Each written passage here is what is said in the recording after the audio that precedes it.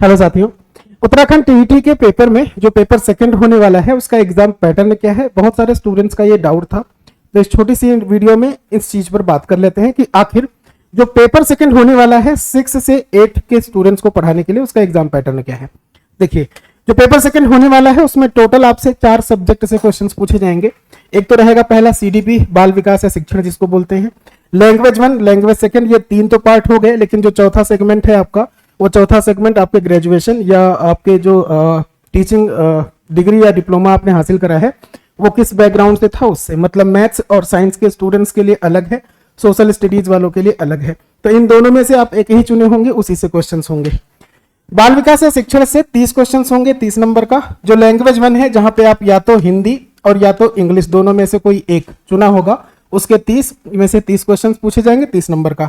जो दूसरी भाषा है, यहां पर आपने सब्जेक्ट चुना होगा दूसरी भाषा में, या तो हिंदी या तो इंग्लिश या तो आपका संस्कृत रहा होगा और या फिर रहा होगा उर्दू।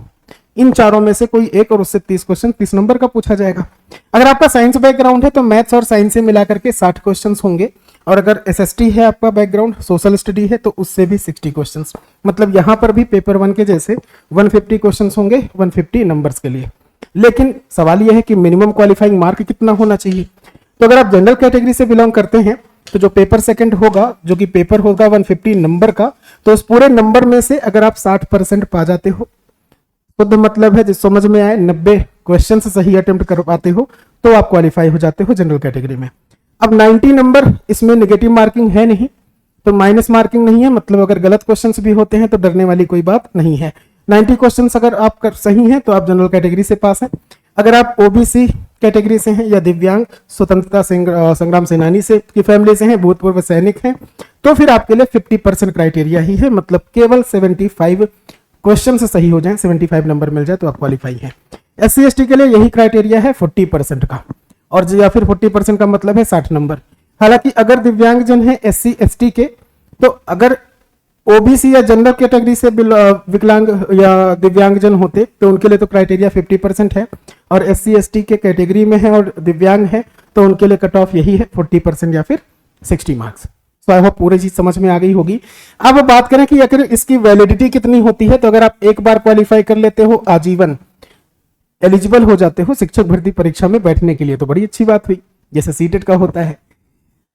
परीक्षा का जो आयोजन होता है यूटेट, ये हर साल होता है, मतलब हर साल आपको मौका मिलेगा एक बार यूटेट के एग्जाम में बैठने का, और अगर आप एक बार क्वालिफाई हो जाते हो तो जरूरी नहीं है कि आप बार बार उस एग्जाम को दीजिए। ठीक है, नंबर्स कितने आते हैं इससे कोई फर्क नहीं पड़ता, क्योंकि शिक्षक भर्ती परीक्षा में इससे कोई इस स्कोर का कोई यूज नहीं होता है। आजीवन वैलिड रहते हैं आप अगर एक बार क्वालिफाई हो जाते हैं तो। अधिक जानकारी के लिए आपके पास ये 2 नंबर हैं जिन पे कॉल या व्हाट्सएप के थ्रू बात कर सकते हो, कोर्सेज में एडमिशन से रिलेटेड भी। और अगर आप पहली बार गुरु मंत्रा एकेडमी के इस यूट्यूब चैनल पर हैं तो इसको सब्सक्राइब जरूर कर लीजिएगा, ताकि जितनी भी नई चीजों की अपडेट हो वो आपको जल्दी से जल्दी मिलती रहे। ठीक है, मिलते हैं नेक्स्ट सेशन में, तब तक के लिए thanks to all of you.